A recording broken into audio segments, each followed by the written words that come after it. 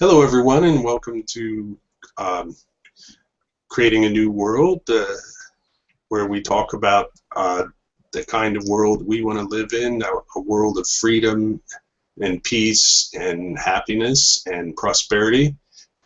Uh, I'm your host, Bill Hunziker, and I'd like to welcome my panelists. First, to my left on my screen is Bob McCaffrey. Welcome to the show, Bob. Thank you, Bill, and welcome everybody. I'm happy to be here today. And also we have Harry Dolgen. Thank you for coming on the show, Harry. Thank you. I'm happy to be there. Hi, Bill and Bob. Let's get the fireworks going for this hour. Yep.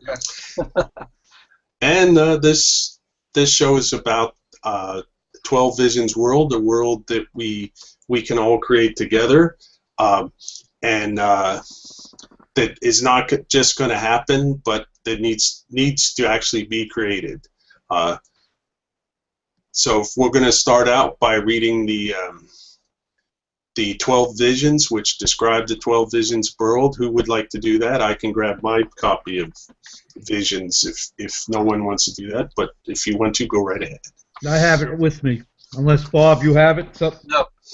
Okay, go right ahead, Harry. Okay, this is the 12 Visions. Vision 1, become the person you were meant to be. Vision 2, live the life you were meant to live. Vision 3, feel extraordinary. Vision 4, stop aging. I like that one. I feel very old. Vision 5, get the job of your dreams. Vision 6, start the company you've always wanted. Vision 7, embrace the lover of your fantasies. Vision 8, diet down to the body you've always envied. Vision 9, become a genius. Vision 10, surround yourself with geniuses.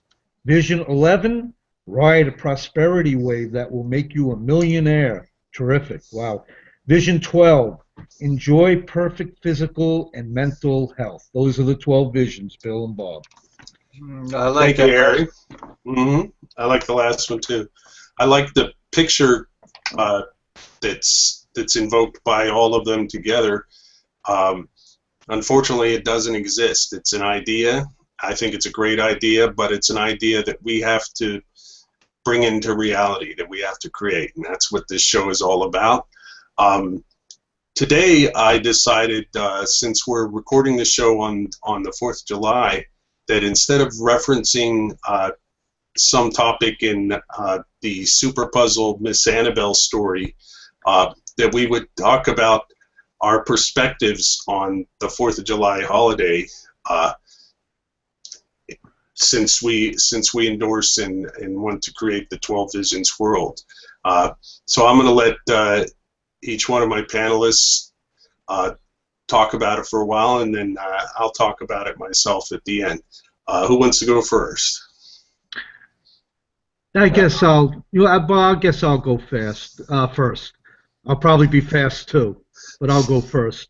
Well, to me, the 4th of July is all about the veterans who served in the war, whether you agree with the reasons we were there or not, like Vietnam and World War II. And nowadays, it seems to be very commercialized, with people shooting off fireworks. It's more a social occasion. You go to the park at night and you watch the fireworks, that type of thing.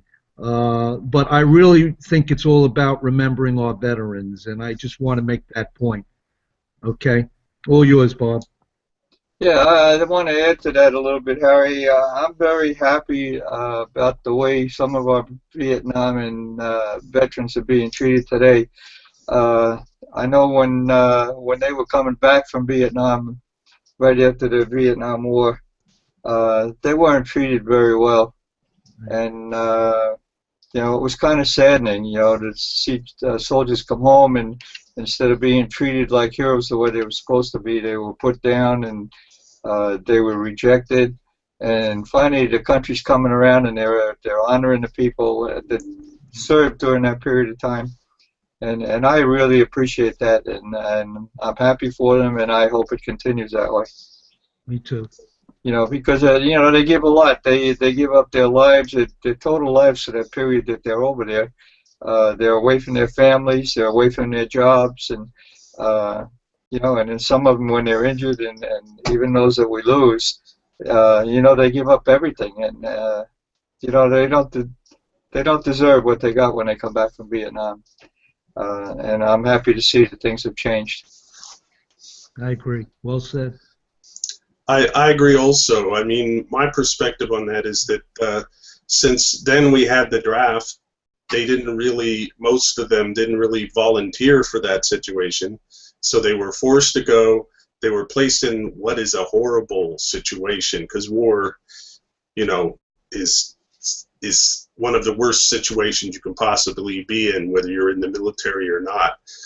And then they come home from that horrible situation that they were forced to be in, and then they're rejected and vilified and treated horribly because of something they didn't choose to do, for the most part. And I think that was a shame. I mean, I've thought about this a lot, and I'm a veteran, although I was never in an actual war. And my perspective now is that, for whatever reason they've been there, whatever reason our current veterans are at war, we still have to respect the individuals, even if we disagree with the overall idea and the policy. I mean, for some of them, it's just a job, and unfortunately in today's world, it's the only job they could get. Yeah, but I've been doing something for, I don't know, about the last 10, 12 years. I don't remember exactly how long it is. Mm-hmm. But it was mentioned to me that we should show our support for the veterans on Friday by wearing a red shirt on Friday. Mm-hmm. And the idea was to flood the United States with red shirts on Friday to kind of tell the veterans, thanks for all you've given and what you've done. Mm-hmm. And I've kind of kept up with that, and I think over the years I've missed it, maybe 1 or 2 days where I didn't have a red shirt on Friday. Yeah, I noticed some on the cable channels on TV. Some of these veteran organizations are having commercials about injured veterans. They showed one guy who was missing a whole arm, and it's sad, and they really know how to stimulate you and make you feel sorry for them, and they want you to give money. Just like with the ASPCA, when they show all these hurt animals, I know I might not have agreement from you guys, but I think they're going a little bit overboard with the TV commercials for the veterans, because they're making it sound like you have to donate. If you don't donate any money, they make you kind of feel guilty. So I wasn't very happy with some of the commercials about the injured veterans on TV. Yeah. I find it interesting that we're discussing veterans when the 4th of July is really supposed to be a celebration of the birth, the birth of our country. Yeah. And that the holiday that we're really supposed to be, although we're supposed to treat veterans the way they should be treated year-round, the holiday we're really supposed to memorialize them and consider them is Veterans Day, Memorial Day. Yeah, Memorial Day, really. But I think memorializing the veterans is a part of thinking about our country as a whole. But my perspective on it is, and we spend the whole day saying how great a country it is and how wonderful it is that this country came into being and everything. But I really look at the United States government especially as a failed experiment, a great idea that didn't reach its full potential.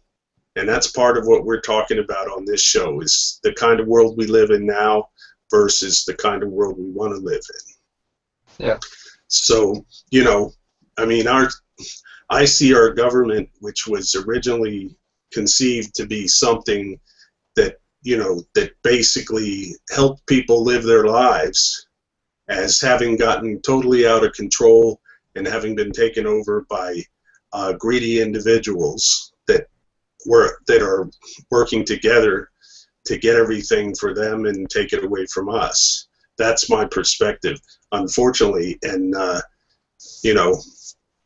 unfortunately, my perspective is that if you have any government, if you give any small group of people this kind of power to use force, this is the result you're going to get inevitably.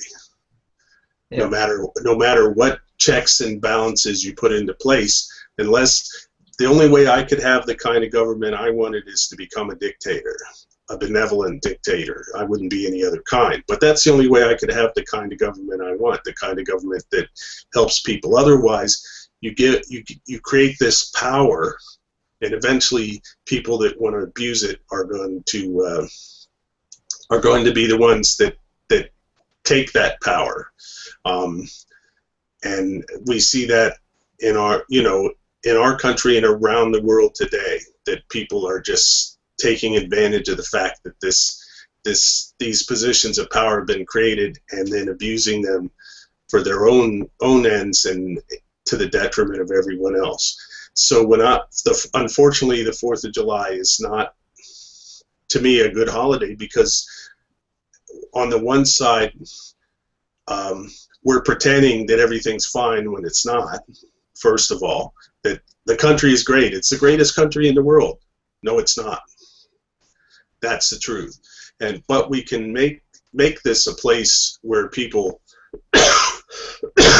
we can make this a place for people rather than for politicians, which it is now. We can make this a place where people would want to live, where people can grow and prosper and be themselves.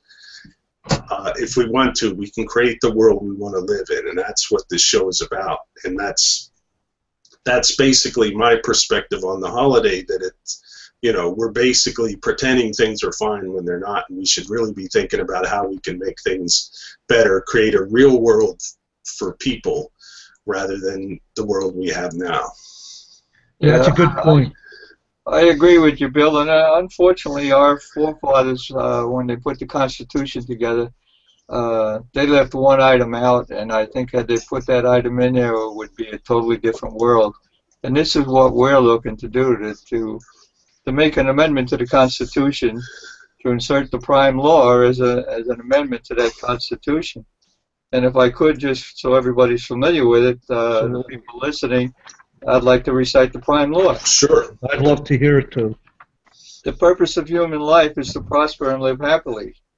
The function of government is to provide that condition that lets individuals fulfill that purpose. The prime law guarantees those conditions by forbidding the use of initiatory force, fraud, or coercion by any person or group against any individual, property, or contract. Article 1.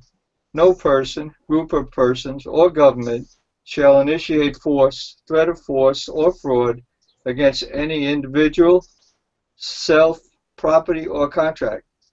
Force is morally and legally, this is Article 2, I'm sorry. Force is morally and legally justified only for protection from those who violate Article 1. Article 3, no exceptions shall exist for Articles 1 and 2. And this is something that I think about on this day. Same here. I would really like to see and then give us the opportunity to have this world created, and so that we can live without the force of people governing us. I mean, I agree with you, Bill. Our country is not the perfect place at this point, but in some places that I've been overseas, and where I've been there myself, it's definitely a better place to be than some of the other countries around the world.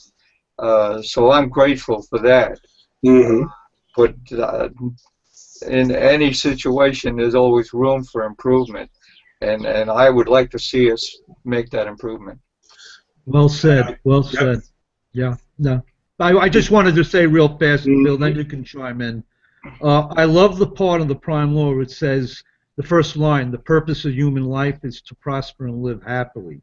Now, I understand that government is taking away some of our freedoms. I mean, I agree with you, Bill, what you just said before that. But let's make no mistake, it's up to the individual, you and me, not to use that as an excuse not to prosper. You know, I myself, I'm going into real estate, and I am trying to improve my personal situation, and I'm taking 100% responsibility for my life, and I am trying not to blame other people, other things for where I am in my life. So it's basically, I just want to throw out that don't use the government too much as a crutch. That, you know, that the reason why you're successful in your life. Okay, that's all I wanted to say. Thank you, Harry, and I also agree with that 100%. And that's where I was going to go next, but that's okay. I value your perspectives, and I'm glad both of you chimed in on what I had to say.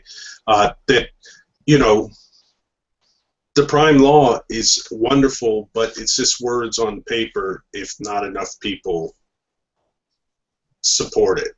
Right. And it's, you know, so it's all creating a new world, creating the 12 Visions world begins with each of us individually. It begins with each of us seeing the prime law and seeing the ideas of the 12 Visions world and making them our own ideas. And, you know, we may not agree with every little detail, but the overall idea, making that our idea. And enough people do that, it'll happen. But if it, you know, if it's just a few hundred of us or even a few thousand of us, it's not going to happen. And that's part of the reason why we're doing this show, to reach out to people who haven't heard about these ideas, right, and present them to them and say, here, we think this is a great idea. What do you think of it? And that's what we're going to continue to do from now on. And that's why I decided to make this a weekly show again, or as near weekly as we can make it, with our other commitments, with our commitment to doing a workshop for the Neothink Society. But I'm also considering doing an episode of this show on that week too. And we'll find out. It may not happen this month, but it may happen in the future. But from this point on, this show is going to be on 3 or 4 weeks out of the month, depending on how many Saturdays there are. And we'll only not be on 1 week a month from this point on.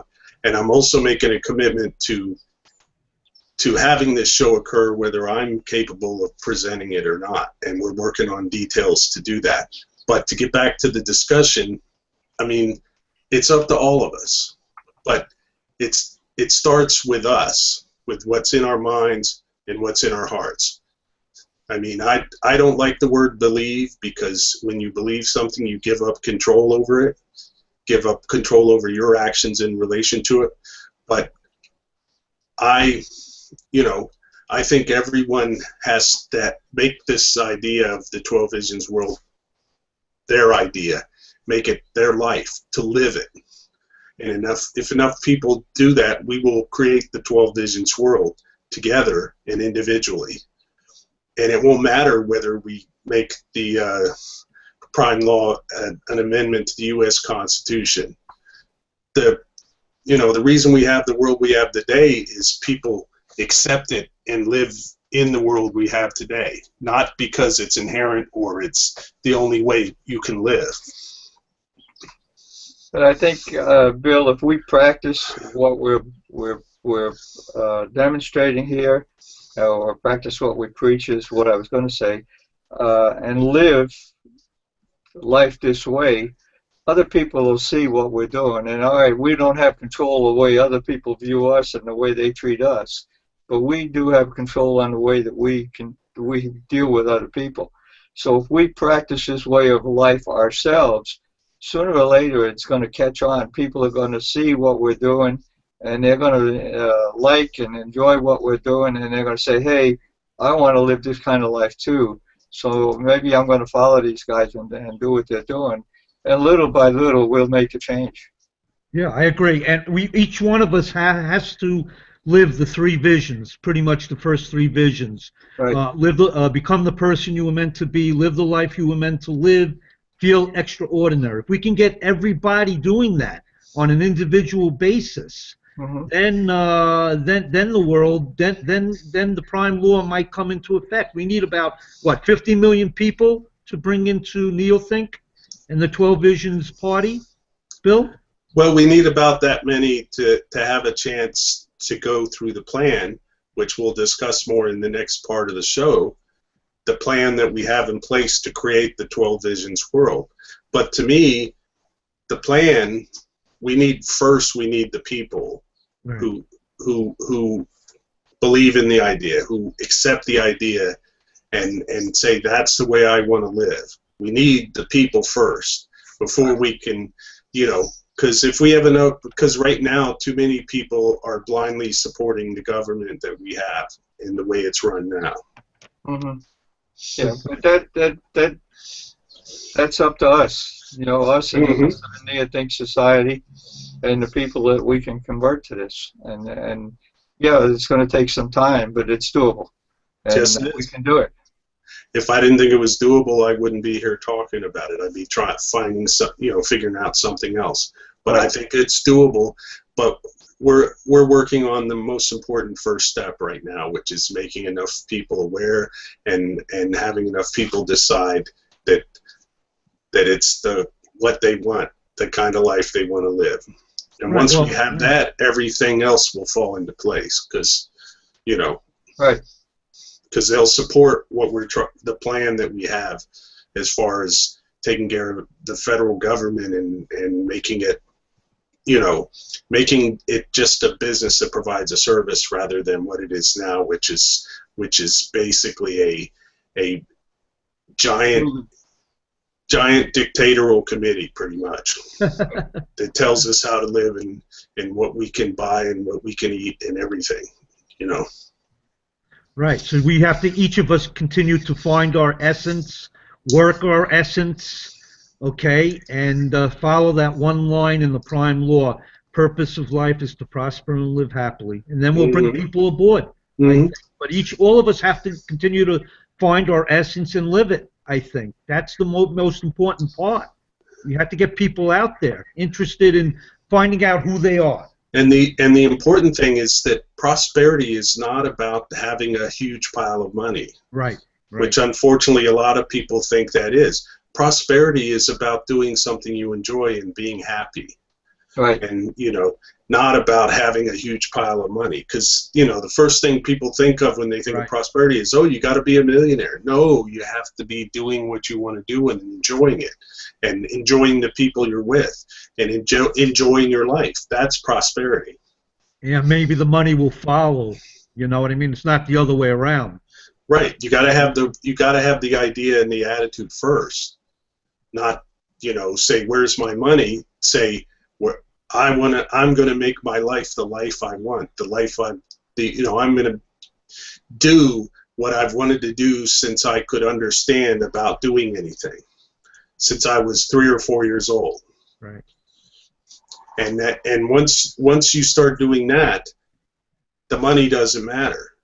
As long as you're able to support yourself enough so you can live, the money doesn't matter. What matters is if whether or not you're prospering and living happily. That's what matters. And again, I've made this point in the past, but again, that doesn't say, and the prime law specifically says it, but people seem to miss it. They hear the first part and they say, oh, that means the government has to make sure that we prosper and live happily. No, you make sure you prosper and live happily. Right. The government shouldn't be there other than as a service that protects you, that you're willing to pay for to protect you, and there should be many protection service businesses competing, so each one will try to provide the best protection service possible for the lowest price, rather than a government that charges you what it feels like and then gives you whatever service it feels like. Yeah, I'm so glad you said that, because people have an expectation today that government is going to provide for all their needs and their followers, and that's what we in the NeoThink Society and reaching the 12 visions word, that world, that's what we're preaching about. That Mhm. you become the self-leader, you take care of all your problems and needs, and the government is just a protection-only government. Yes, Good point. part of prospering and living.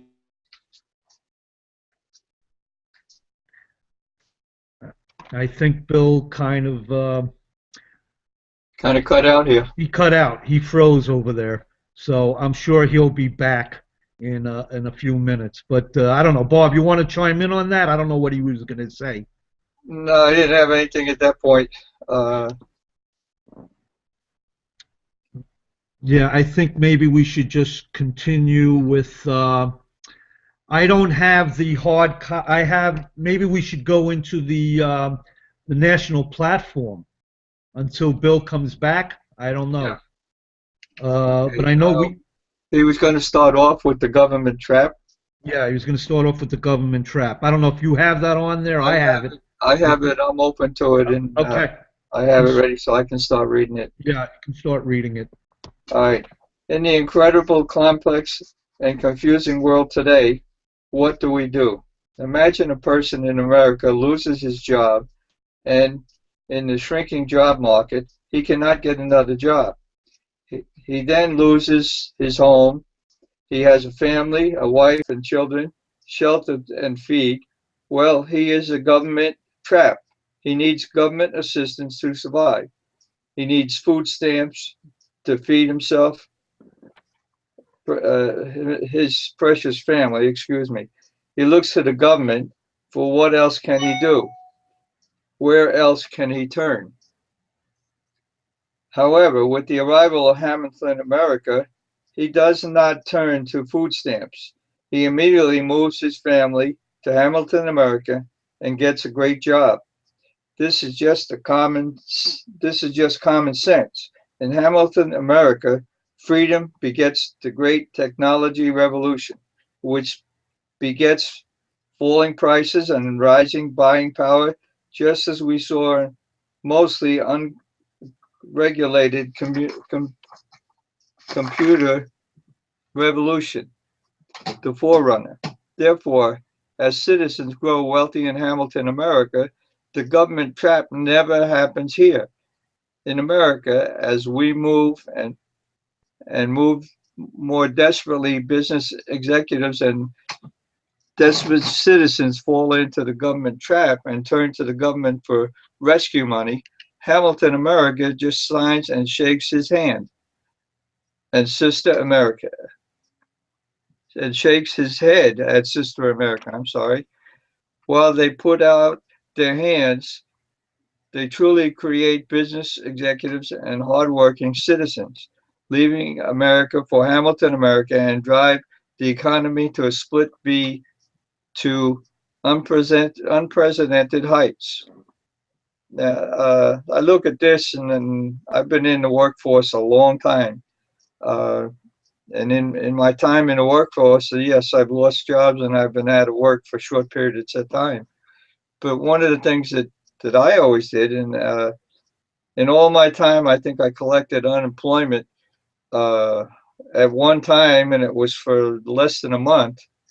But even during that time, I was out hustling, looking for work to do. I was living in a complex here in New Jersey when I lost one job. And through no fault of my own. And, it just turned out that I was in a position where I was making too much money, and they found that they could have somebody else do the job I was doing and pay them less. So I wound up losing my job. But I didn't cry about it. I relocated myself from Tennessee and come back from Tennessee back to New Jersey. And in the complex that I was living in, we had a big snowstorm when I got back here. They needed people to shovel the snow. So what did I do? I got my butt out there and I helped shovel snow. I made $4 or $5 an hour just shoveling snow, but it was enough to keep food on the table and enough to keep me going. And this is what people have to look at. They can't be dependent on somebody else and just say, help me, I need the help. You need to get out there and do what you can. No matter what. You start over again. Yeah, no, that's government trap means to me, the government promotes laziness in people. Okay, they have a feeling or an expectation of entitlement Right, that they sit back, they don't have to do anything, they go collect, use their food stamps, go shopping, and provide for their family. So I guess it has to do with the whole issue of people finding out who they are, okay, and not being a bunch of robots out there having expectations of following a leader. Okay, I was like that for many years. I followed, because I didn't know who the hell I was, and because of the Neothink Society, it gave me enough stimulation and confidence to tell me that I need to find out who I am and what I want to do in my life. And so you're right. That's, you shoveled snow. You yeah, didn't just sit back. Okay. right. It So was something to do to bring some money in, and I did what I had to do. yeah, yeah. I mean, and that makes a whole lot of sense. So so hopefully we are telling people out there that you got to go find out what you want to do in your life, and you got to find your essence and go out there and live it and work it. Mm, Okay, and not rely on any outside external authority like government. right. I mean, that's all I have to say. Yeah, So and